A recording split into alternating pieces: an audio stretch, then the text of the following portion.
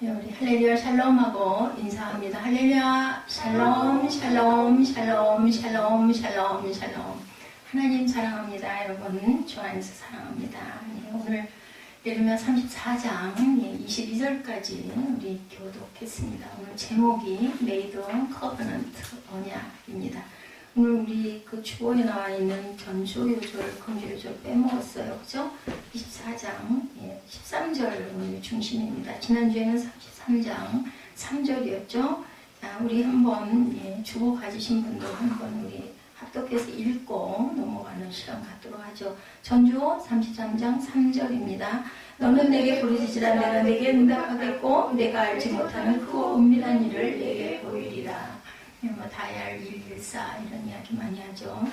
오늘 말씀의 중심이죠. 13절 제목이 되는 말씀입니다. 14장 같이 함께 합독합니다. 이스라엘 하나님 여호와께서 이와 같이 말씀하시니라. 내가 너희 선조를 애굽 땅 종의 집에서 인도하여 낼 때 그들과 언약을 맺으며 이르기를. 그래서 Made Covenant의 언약을 맺었습니다. 우리가 세상 살면서 많은 약속을 하면서 살아가죠. 우리가 그 약속을 한 것들을 얼마나 잘 지키고 살아갔는지, 항상 하나님과의 약속은 또한 어떤지, 눈에 보이지 않는 하나님이니까 여러분들 그냥 그런가 보다, 아이고 이거 하려고 그랬는데 못하고 말았네 이렇게 넘어가십니까? 아니면 오히려 하나님과의 약속이기 때문에 마음에 거룩한 부담들이 더 많으신 분들도 많이 계시리라고 믿습니다. 하나님은 어떤 하나님? 언약의 하나님이라고 말씀하시네요. 구약의 언약은 그리스도가 오실 때까지 대한 언약이었습니다. 그리고 그 언약대로 그리스도는 이 땅에 오셨습니다. 신약은 그 예수 그리스도가 오신 것에 대한 약속을 언약하고 있고 이제 다시 오실 예수 그리스도에 대한 언약을 우리에게 보이고 계십니다. 이렇게 성경 전체에 언약하고 있는 예수 그리스도를 저와 여러분들은 얼마나 믿고 계신지 우리 말씀 속에서 한번 깊이 묵상하시는 시간 갖도록 합니다. 남유다가 왜 하나님의 심판을 받을 수밖에 없었는지를 분명하게 말씀하고 있습니다. 오늘 본문에는 하나님과의 언약을 지키지 아니하였기 때문이다 라고 말씀하죠. 언약이라는 것은 히브리어로 베리트라고 얘기합니다. 베리트의 뜻은 쪼갠다 라는 뜻을 갖고 있습니다. 고대 시대에는 중요한 약속을 할 때 짐승을 죽여서 가운데를 쪼개가지고 양쪽으로 나눠놓고 약속을 했다고 합니다. 이것은 곧 어느 한쪽이 약속을 지키지 아니할 때는 이렇게 짐승처럼 쪼개진다 이런 뜻을 의미를 갖고 있어요. 창세기 15장에 하나님이 아브라함과 언약을 맺을 때 어떻게 했어요? 짐승을 쪼개서 언약을 했습니다. 그리고 그 사이로 불이 지나가죠. 하나님께서 그래서 받으셨다. 누구 때도 가인과 아벨의 제단을 드릴 때도 누구의 그 제단을 받으셨어요? 아벨의 제단은 불 가운데로 치르고 나갔는데 가인의 제단은 불이 임하지 않아가지고 그것 때문에 분이 나서 동생을 쳐 죽이는 최초의 살인이 일어나죠. 이스라엘 백성들은 이러한 중요한 언약을 어겼을 경우에 어떻게 된다라는 것을 알고 있었어요. 이렇게 쪼개져요. 그죠? 쪼개지면 어떻게 돼요? 우리 죽죠. 하나님과 언약을 그런데도 불구하고 어깁니다. 언약을 깨뜨린 이스라엘들은 짐승이 쪼개어지는 고통이 주어질 수밖에 없다라는 거예요. 적국을 이용해서 바벨론을 이용해서도 남유다를 징벌을 하시죠. 죽이기 위해서? 아니에요. 깨우치기 위해서, 다시 돌이키기 위해서. 이 시대 교회를 다니고 예수를 믿는 저와 여러분이 과연 하나님의 언약을 온전히 지키고 가고 계신지, 온전히 지키지는 못하다 할지라도 지키려고 애를 쓰고 가죠. 예수 그리스도를 믿으면 분명히 구원받는다는 것이 하나님과의 약속이에요. 다른 게 아닙니다. 우리 일부 예배 때도 말씀을 했지만 우리를 살려주시려고, 영생을 주시려고 우리에게 의로우신 하나님께서 우리에게 의롭다 칭해 주셔서 우리가 갈 곳이 생겼어요. 영원한 나라가 있습니다. 예수 그리스도를 너는 정말 믿고 있느냐? 그 진실로 그 약속을 너는 바라고 있느냐라고 말씀하죠. 약속을 믿지 않고 지키지 아니하면 짐승처럼 쪼개지는 아픔을 당할 수밖에 없다. 언약의 시작이 되고 끝이 되신 그리스도를 진실로 믿는 귀하고 복된 저와 여러분 되시기 바랍니다. 첫 번째 시드기야 왕에 대한 경고가 오늘 본문에 나타나죠. 남유다의 마지막 왕이었던 시드기야는 예레미야 선지자를 통해서 하나님의 약속의 말씀을 들을 수가 있었습니다. 하나님의 말씀은 뭐냐? 바벨론에게 항복해라, 이런 말씀이었어요. 그런데도 불구하고 시드기야는 반바벨론 정책, 무슨 정책을 써? 친유다, 친애국 정책을 씁니다. 이것은 곧 하나님의 뜻을 정면으로 대적하는, 선지자를 보내서 너는 바벨론에게 순종하라고 얘기를 했는데 그걸 지키지 않고 애굽에 들러붙습니다. 그래서 결국은 대적하는 거죠.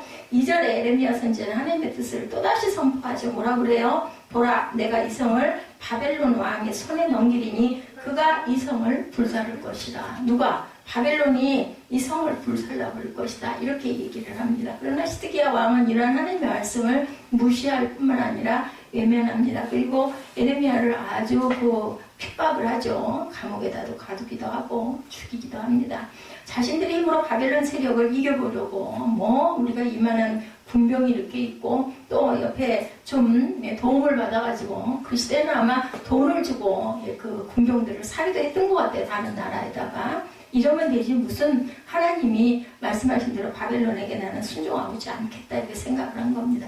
인간이 짐승보다 무죄한 자들이 되는 것은 자신의 의지로 하나님의 뜻을 무시하려고 할 때 뭘 친다고 그래요? 결함으로 바위친다. 여러분들 그런 얘기 많이 들어보셨죠? 그거보다 더 수천 배는 더 기가 막힌 노릇입니다. 짐승보다 못한 인간들이 결국은 됩니다. 하나님을 무시하면은. 여러분들이 태어난 게 부모에 의해서 그냥 태어난 것 같지만요. 그 여러분들 아시죠? 정자와 난자가 얼마나 많은 경쟁 속에서 하나의 그 인간이 태어날 때까지 그 과정을 여러분들 아마 아실 거예요. 그런 부분을 이기고 죄가 되고 여러분이 되셨어요. 그것은 하나님의 섭리가 아니면 하나님의 생명의 시토를 여러분 안에 제 안에 넣어주시지 않으면 우리는 인간으로 태어날 수가 없습니다. 정말 존귀한 자예요. 수백 대 1, 수천 대 1, 수만 대 1도 굉장히 귀하다고 하는데 수억만 분의 1이 우리 죄가 되고 여러분이 된 겁니다. 짐승은 자연을 주관하고 계신 하나님의 순리에 순종하며 살아가지를 않아요. 지들 마음대로 그냥 풀밭에서 뛰어놀다가 부딪혀 죽기도 하고, 그죠? 그럼 또 다른 그 짐승의 먹이가 되기도 하고 합니다. 하나님의 말씀에 순종하지 아니한 시드기야 왕이 어떻게 된다고 말씀했는지 우리 한번 살펴보도록 하죠. 첫째 시드기야 왕이 뭐가 될 거라고 그래요? 포로가 될 거다. 3절 우리 봅니다. 시드기야 왕은 바빌론으로 포로로 끌려가 바빌론 왕을 대면할 것이다. 3절 볼까요? 한번 읽어볼까요? 내가 그의 손에서 벗어나지 못하고 반드시 사로잡혀 그의 손에 넘겨줘서 내 눈은 바벨론 왕의 눈을 볼 것이며 그의 입은 내 입을 마주대하여 말할 것이요 너는 바벨론으로 가리라. 바벨론에 끌려갈 거라고 이렇게 예언을 듣습니다.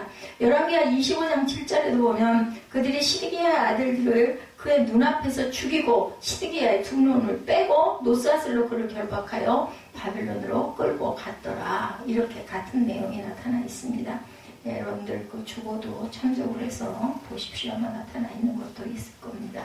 시드기야 왕의 모습을 보고 우리가 깨달아야 할 부분, 하나님의 언약의 말씀을 믿지 아니한 자들은 시드기야처럼 세상의 포로로 되어져서 영적인 눈이 뽑힌다. 설령 우리 눈이 뽑히지 않는다 하더라도 영적인 눈이 멀어버립니다. 그러한 그 일이 일어난다라는 것. 모든 인간 앞에서 하나님의 약속의 말씀과 세상의 약속의 말들을 우리가 있을 때 분별할 줄 알아야 된다. 어떤 말씀을 따르고 살 것인가는 자신 스스로 뭐 한다고요? 초이스라고 했죠. 항상 우리는 선택하고 살아가야 된다는 겁니다.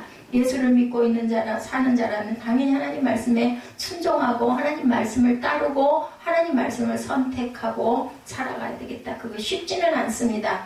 왜냐하면 우리가 죄성을 갖고 있기 때문에 자꾸 돌아가고 싶어요. 죄 속으로 들어가고 싶습니다. 근데 우리는 의롭다 칭함을 받은 사람들이 됐어요. 하나님의 자녀들이 됐어요. 그렇기 때문에 이 땅이 우리의 있을 곳이 아니다 보니까 자꾸 세상이 나를 유혹을 합니다. 그 속으로 자꾸 빨려 들어가고 싶어요. 원래가 죄의 자녀였기 때문에. 인간의 육적인 귀는 세상의 말에 너무 익숙해져 있어서 하늘의 소리 잘 안 들립니다. 순종하기도 힘들고 부담스럽습니다. 그걸 왜 꼭 내가 해야 돼? 이런 마음이 듭니다. 그냥 나는 이게 좋은데. 근데 그대로 내버려 뒀다가는 그죠? 멸망할 수밖에 없기 때문에 자꾸 하나님이 상황을 통해서, 문제를 통해서 여러분들을 깨우십니다. 일어나, 이것 좀 봐. 사무엘아, 일어나. 이스라엘 백성들, 그들은 어릴 때부터 평생토록 하나님의 말씀을 듣고 살아온 자들입니다. 그런데 그들이 세상적인 말에 관심을 가지고 살아가자 악의 세력은 그들을 완전히 미혹합니다. 거기에 빠지게 됩니다. 예레미야 선지자가 시드기야 왕과 백성들이 수없이 하나님의 말씀을 전했지만 40여 년 동안을 전했어요. 있는 동안 그냥 끝까지 하나님 말씀을 선포했어요. 그들은 거짓 선지자이면 절대로 평화가 올 거야. 그런 일은 없을 거야. 이런 말 듣고 싶어 하죠. 우리도 그러면 얼마나 좋겠어요. 달콤한 말이 너무 좋습니다. 결국은 그래서 시드기야를 죽이고 말죠. 시드기야가 아닌 예레미야를 죽이고 말죠. 오늘날 이 시대 하나님의 말씀에 제대로 전해지지 아니하는 것도 문제지만 곳곳에서 하나님의 마음을 가지고 선포하고 있음에도 세상이 변화되지를 않습니다. 들으려고 하지도 않습니다. 교회와 교회를 다니는 자들은 더욱 타락되어 가고 있기도 하죠. 하나님의 말씀을 듣고 보고 배워도 변화되기는커녕 더욱 타락해 간다. 어저께 제가 좀 돌아다녔어요. 홈플러스로 엠마트로 다니면서 보니까 오랜만에 띠두르고 그 전도지를 돌리시는 분들이 계시더라고요. 처음에는 그냥 무심히 그냥 수고하십니다 하고 지나쳤습니다. 근데 나중에 또 들어갈 때 그러더니 나올 때 또 그 두 분이 또 오시길래 할렐루야 그냥 인사를 했어요. 교인이십니까? 그래서 그냥 아무 말도 안 하고 웃으면서 이렇게 보니까는 그 순복음이 보이더라고요. 순복음이 보여갖고 다시 한번 봤죠. 그랬더니 요 마르터에 있는 그 더함교회, 그 교회 분들인데 목사님인지 인사를 안 했기 때문에 모르니까.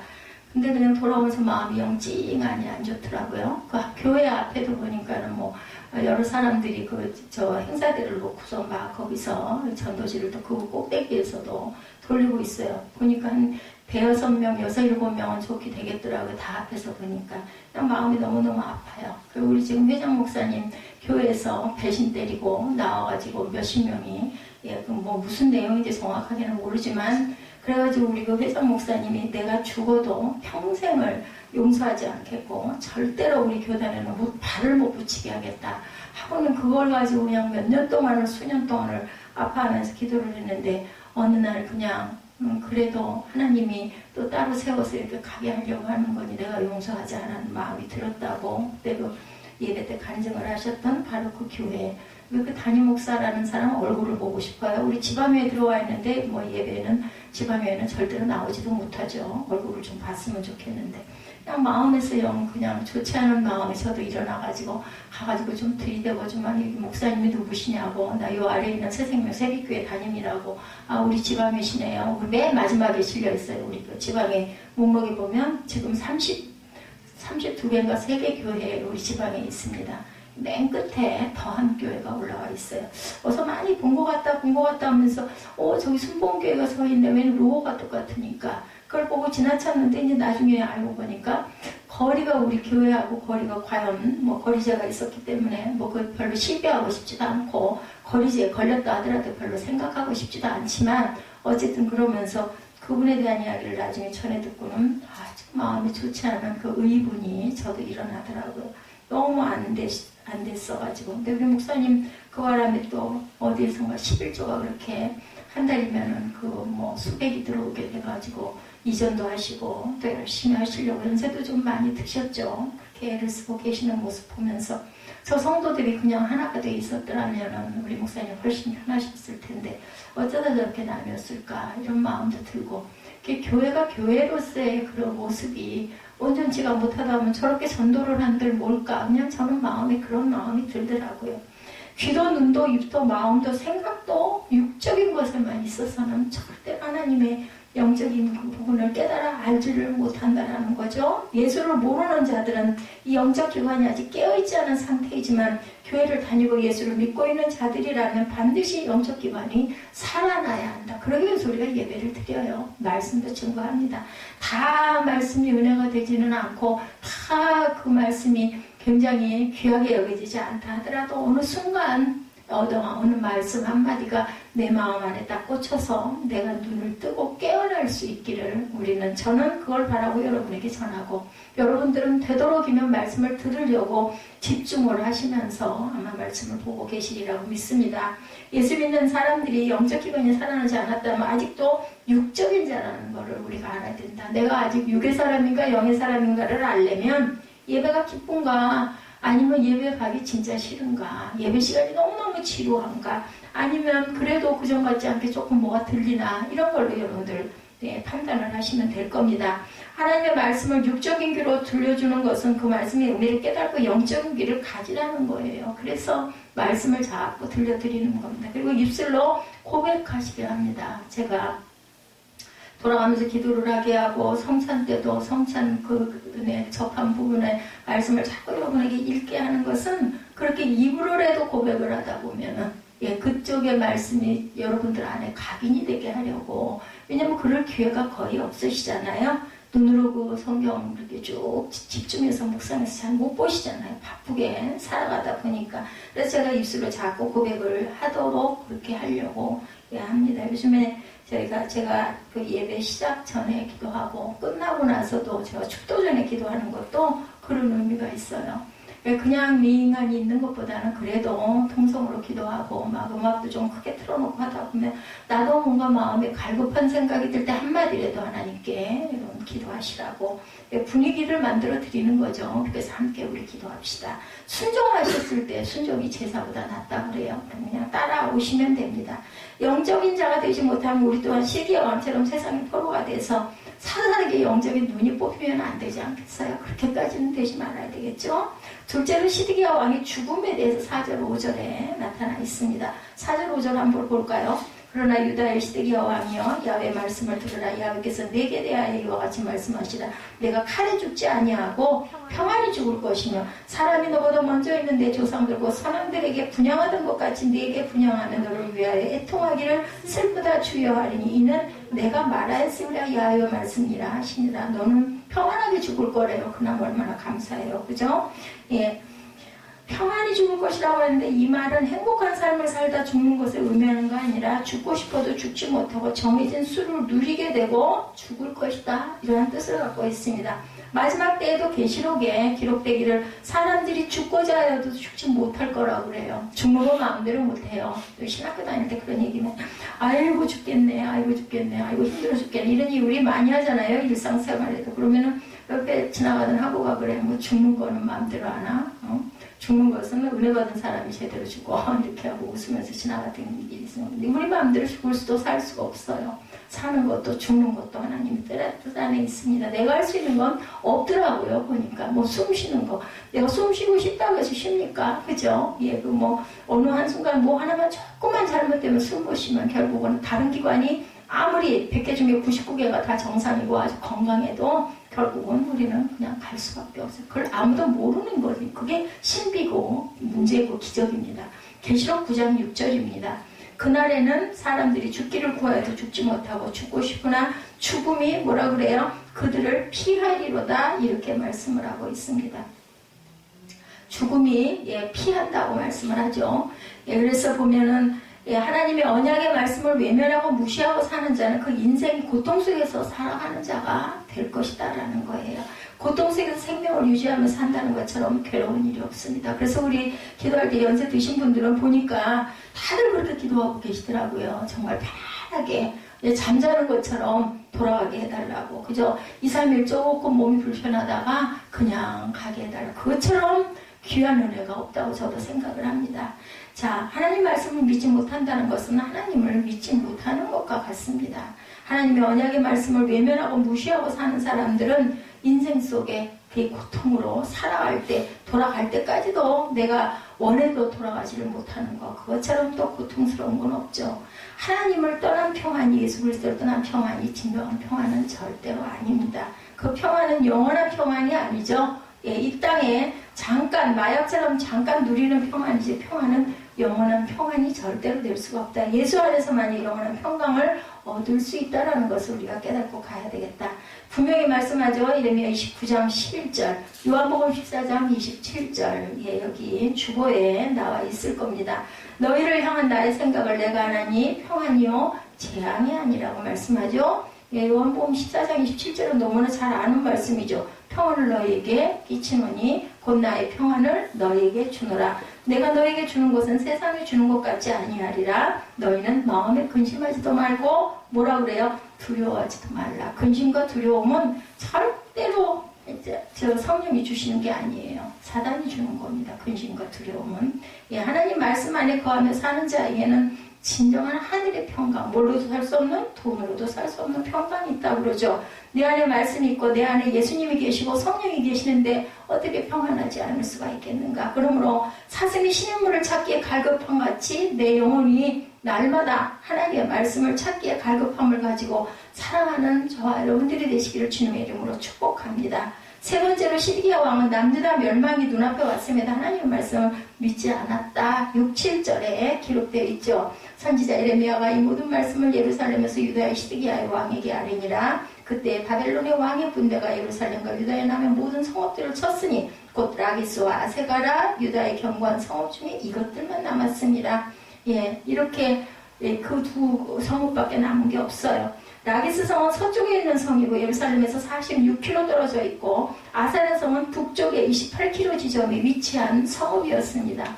풍전등화 같은 상황에서도 시드기야 왕과 남유다 종교 지도자들과 백성들은 예레미야 선지자가 전하는 말씀을 믿지 않았어요. 그럼에도 불구하고 6절 다시 한번 봅니다. 선지자 예레미야가 이 모든 말씀을 예루살렘에서 유다의 시드기야 왕에게 아뢰니라 이렇게 되어 있죠.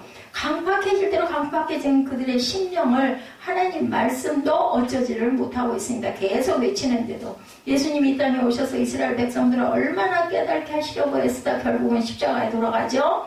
양심의 화인을 맞고 회칠한 무덤처럼 되어버린 그들의 심령을 회개시킬 수가 없었던 거죠. 하나님의 말씀이 능력이 없어서일까? 아니면 하나님이 회개시키지 않으려고 내버려 둬서일까? 아니죠.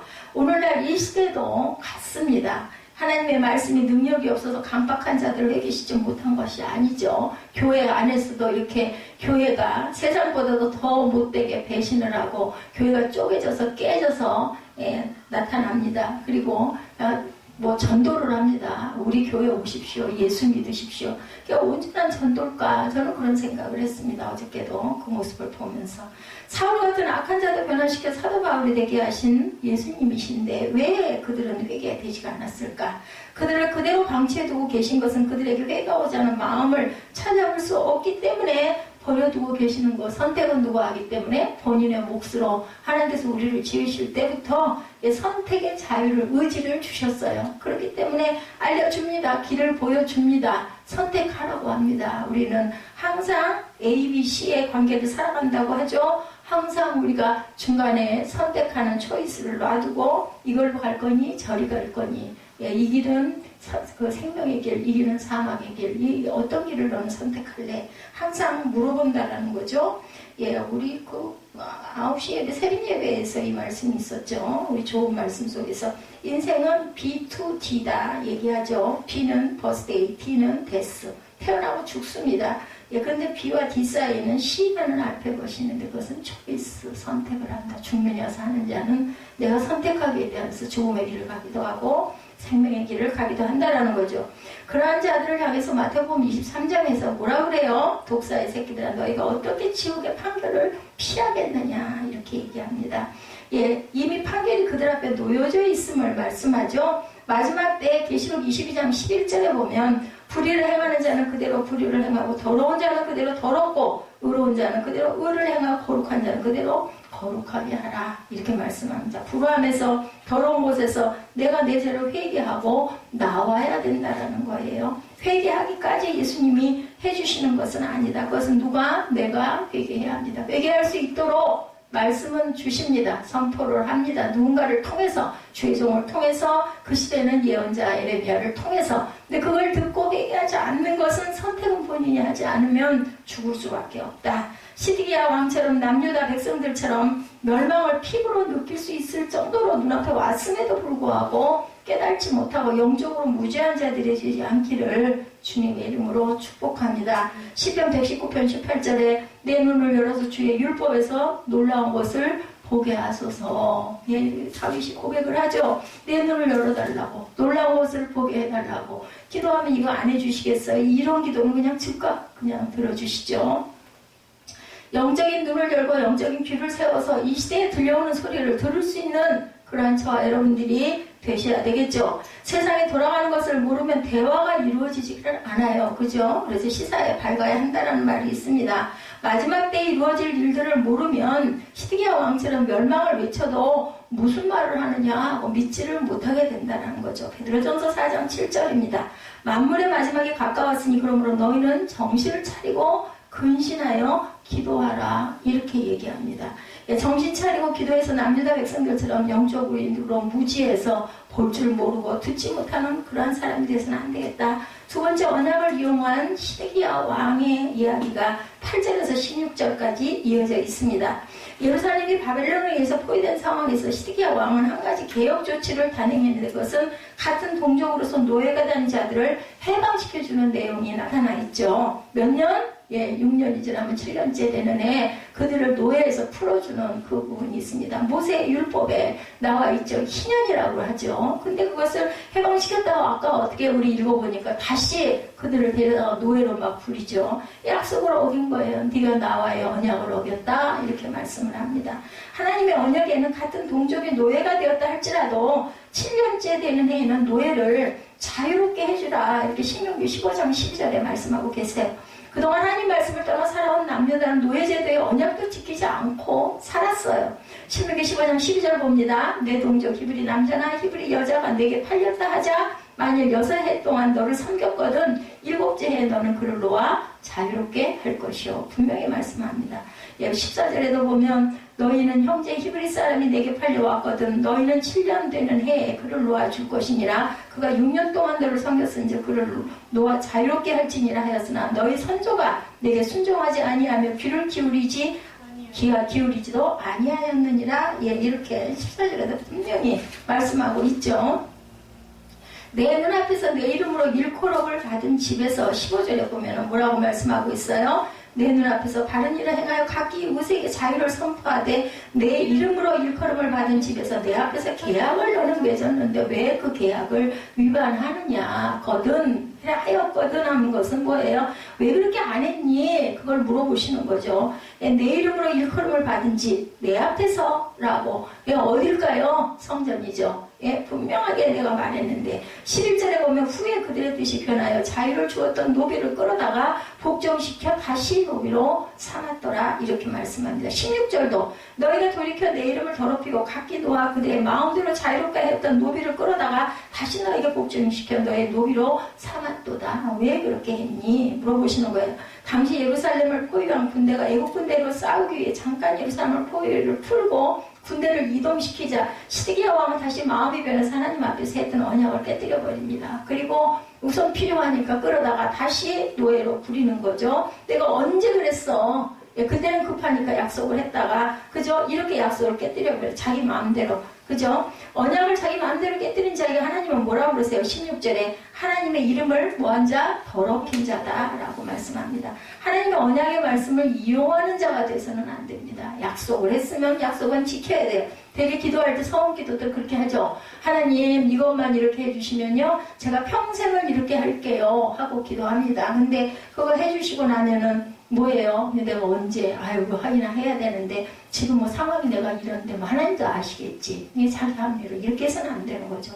어렵고 힘들 때는 지키고 안 어려울 때는 어떻게 쉽게 저버리는 행위는 하나님의 이름을 더럽히는 자다라고 말씀을 하죠.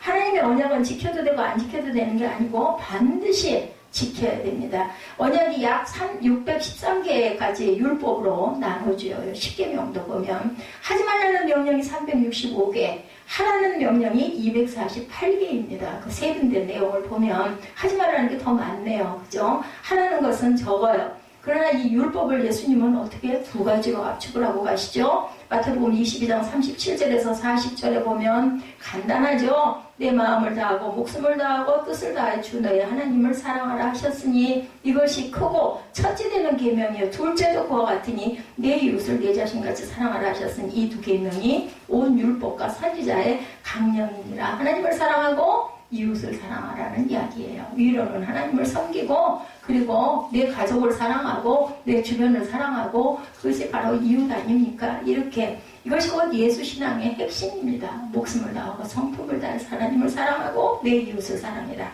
오직 예수신앙이 이루어지지 않고 아무리 이웃을 내모같이 사랑한다 해도 그것은 첫 번째 언약을 지키지 못하는 모습이기 때문에 온전한 언약이 될 수가 없다. 하나님을 먼저 사랑하지 않으면 이웃을 온전히 사랑하는 것이 될 수가 없다라는 겁니다. 우리가 보면은 선을 행하는 것, 착한 일, 잘한 일을 하는 사람이 선한 사람, 착한 사람, 정의로운 사람이라고 생각하죠? 아니에요. 믿음이 있는 사람을 하나님은 의롭다 칭했기 때문에 선한 사람이라고 의를 행했다라고 말씀을 합니다. 그러니까 믿음이 없이는 어떤 일을 해도 하나님께서 의롭다고 칭해 주실 수가 없다는 것. 의롭지 못한 자는 영생의 나라에 들어갈 수가 없습니다. 오늘날 이 시대 오직 예수 신앙이 이루어지지 않는 가운데 행하고 있는 일들이 엄청 많죠. 아까 제가 말씀한 그 교회 같은 경우도 그렇습니다. 교회 행사 프로그램 목적 엄청 훌륭합니다. 대단합니다. 보면 아주 의리번쩍합니다. 그런데 예수를 나의 목숨보다 더 사랑하지 않는 가운데 행해지는 일들이라면 하나의 그냥 행사로 자꾸 그런 일을 치른다면 아니면 어떤 부를 창출하기 위해서 치른다면 그것은 온전한 그것은 하나님의 사랑의 언약이 절대 될 수가 없다. 그것은 행사에 그치고 마는 겁니다. 구약에서는 오실 예수에 대한 언약, 신약에서는 오신 예수에 대한 언약과 다시 오실 예수에 대한 언약이 말씀이 증거되고 있습니다. 예수님은 자신이 십자가에서 흘리고 그 가신 언약의 피 말씀하죠. 마가복음 14장 24절에 보면 시드기야 왕은 하나님의 언약을 이용합니다. 그렇다면 오늘날 그 언약을 이용하는 것은 뭘까? 예수를 이용하는 자들이에요. 아까 그 교회 같은 경우 예수를 빙자해가지고 그래서 자기들이 교회를 세우고 나와가지고는 전도를 하고 다닙니다. 예수를 이용해서 자신의 부와 명예를 추구하는 자들, 그런 자들의 아주 그냥 그 위에 대마왕 아닐까요? 딴 것도 아니고 교회에서 예수를 이용해서 이 땅에 유토피아를 이루겠다는 자들 있죠. 언약을 이용한 시드기야의 종말 결국은 어떻게 됐어요? 자식들의 눈앞에서 죽임을 당하고 자신의 두 눈이 뽑히고 비참한 삶을 살다가 이방 땅에서 죽습니다. 오늘날도 예수를 이용한 자들에게 하나님은 영적인 세계를 보지 못하도록 영적인 눈을 뽑아버릴 수 있다는 사실을 우리가 알아야 되겠고 마음을 다하고 힘을 다하고 목숨을 다해서 예수 그리스도를 사랑하는 귀하고 복된 저와 여러분들이 되시기 바랍니다. 숫자 대단하지 않아요. 2명이면 어떻습니까? 3명이면 어떻습니까? 물론 많아서 많은 인원들이 은혜 받고 모두 다 천국 가면 좋겠지만 그래가지고 한두 명도 거기서 구제가 되지 못하고 세상 바닥 가운데로 나가는 그러한 교회스럽지도 않은 교회가 되는 것보다는 온전하게 둘이 셋이 넷이 모여가지고 예배 드리고 남들 볼 거 있어요. 말씀에 집중하시면 됩니다. 그리고 순종하시면 돼요. 열심히 예배 드리시고 세 번째 언약을 깨뜨린 자에 대한 심판에 대해서 17절에서 마지막 절 22절까지 나타나죠. 언약이란 히브리 말로 아까 베리트, 쪼갠다라는 의미가 있다. 제가 초두에 말씀드렸습니다. 이러한 언약 체결 방식은 아브라함 때부터 시행됐던 것으로 고대 사회에서 중요한 언약을 체결할 때 사용되어 왔던 전통입니다. 그것은 언제부터 그야 아담과 하와 때부터 내려오면서 보면은 그죠? 그래서 제가 아까 말씀드렸죠? 항상 하나님께서 받으시는 언약은 그걸 짐승 쪼갠 사이로 불이 지나가는 거. 이렇게. 만약 언약을 체결한 어느 한쪽의 언약을 파기할 때 짐승이 쪼개지는 것처럼 죽임을 당하는 고통이 따를 것이다라는 거죠. 16절에 시드기야 왕과 백성들은 그런 언약의 절차에 따라 짐승을 둘로 쪼개서 그 사이를 지나면서 언약 조항을 성실히 준수할 것이다. 가인과 아벨의 제단 같은 경우도 그래서 아까 제가 말씀드렸죠. 가인이 그만 시험에 들어가지고 동생을 죽이죠. 쳐 죽여가지고 결국 어떻게 됐어요? 결국은 모두 다 죄의 그런 그 자녀들이 돼가지고 세상 밖으로 들어 쫓겨나서 지금도 계속 반복되는 그런 죽음을 항상 당하면서 살아가고 있습니다. 이런 두려운 의식을 행하고도 왕과 백성들은 너무도 쉽게 언약을 깨뜨려 버립니다. 그때 그냥 의식으로 끝나는 거죠. 그래서는 안 되죠. 그 결과에 대한 책임은 전적으로 시드기야 왕과 백성들에게 있는 것. 20절을 보면 그들은 바벨론 군대에 의해 죽임을 당한 후에 매장도 되지 못하고 어떻게 됐어요? 공중의 새들과 땅의 짐승들에게 몸이 쪄개지는 심판을 당하게 됩니다. 죽은 다음에 몸이 쪄개지든 불로 태워지든 무슨 상관이에요? 중요한 건 영적인 부분입니다. 영이 없으면 좋겠는데 영이 있어요. 그죠? 몸은 그렇게 되든지 말든지 그건 내가 의식이 없으니까 상관이 없어요. 그 영의 세계는 어떻게 할 거냐는 거죠. 그런 사람들의 영이 온전하겠느냐는 거죠. 절대로 천국에 들어갈 수가 없는 영을 갖고 있는데 갈 수가 없습니다. 살아남은 자라 할지라도 바벨론 왕의 손에 넘겨질 것이고 화려하고 거룩하던 예루살렘 성은 처참한 황무지가 될 그렇게 됐죠. 예루살렘 성전 파괴됩니다. 열왕기하 25장의 이날을 정확하게 기록합니다. 3, 4절이죠. 25장 3, 4절 열왕기하. 그의 넷째 달 9일에 성중에 기근이 심하여 그 땅 백성의 양식이 떨어졌더라. 4절이죠. 그 성벽이 파괴됨에 모든 군사가 밤중에 두 성벽 사이 왕의 동산 견문길로 도망하여 갈대아인들이 그 성읍을 에워쌌으므로 그가 어디로 아라바 길로 도망을 갑니다. 열왕기하 25장 8, 9절에도 바벨론 왕 느부갓네살의 19째 해 5월 7일에 바벨론 왕의 신복 시위대장 느부사라단이 예루살렘에 이르러 여호와의 성전과 왕궁을 불사르고 예루살렘의 모든 집을 귀인의 집까지 불살랐다. 그러니까 그냥 모든 성전을 불사를 뿐만 아니라 신하들의 집까지 모두 다 불태워버립니다. 시드기야 왕 11년 4월 9일에 예루살렘이 함락되고 그의 5월 7일에 성전과 왕궁을 불사르고 폐허로 만들어버리는 일. 그러니까 뭐예요? 외친 대로 그대로 됩니다. 하나님과의 언약을 깨뜨리는 것이 얼마나 무서운 결과를 가지고 오는지를 우리가 깨달아요. 우리는 내일 일 몰라요. 여러분 아세요? 내일 일 저는 모릅니다. 예전에는 저는 누구랑 약속을 못해요. 내일 돼봐야 한다고 제가 얘기를 해요. 아침이 돼봐야 내가 수영을 하러 갈 수 있을 건지 죽어도 새벽 예배는 드려야 되니까 물론 새벽 예배도 아닙니다. 시간이 저희는 늦기 때문에. 그래서 어쨌든 아침에 일어나서 예배를 드려야 되니까. 그러니까 예배 드리기 전에는 아무것도 못하겠네. 그냥 누워서 쉬어야 되겠네. 아들은 깨워서 학교를 보내야 되니까 해놓구나 하는데 그래도 새벽 예배를 드리고 나면은 또 힘이 나가지고 또 기운을 내서 또 움직입니다. 저는 몰라요. 어느 순간 밤에 잘 때도 내일 아침에 내가 깰 수 있을지도 누가 하나님이 허락하시지 않으면 하루를 제가 받을 수가 없죠.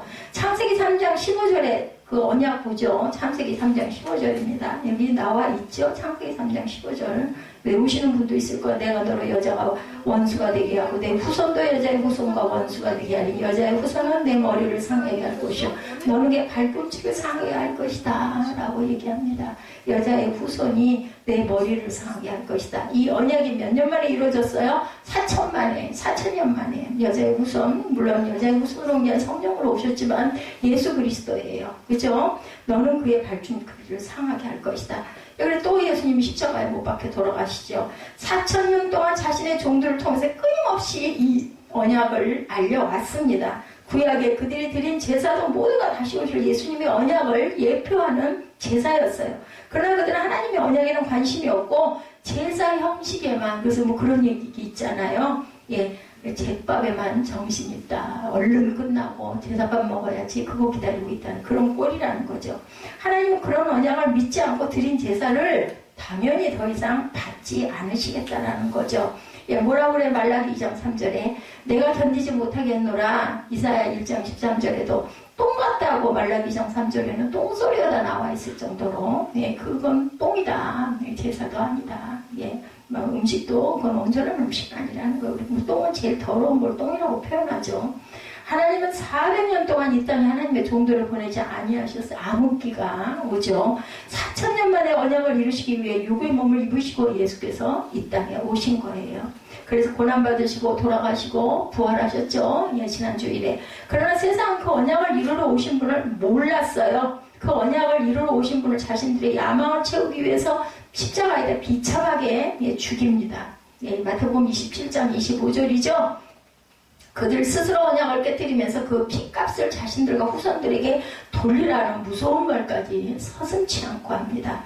예, 십자가에서 온몸에 물과 피를 흘리시고 죽으신 예수님은 3일 만에 정말로 부활하시고 하늘로 승천하시면서 다시 오시겠다 이렇게 약속을 하시죠. 40일 동안 제자들에게 보이시고. 근데 오늘날 다시 오신다는 언약을 확실한 믿고 신앙생활하는 분들이 계실까? 아유 뭐 그런 일이 뭐 일어나겠어? 그냥 성경에 기록된 이야기지 이렇게 생각을 하는 사람들이 많습니다.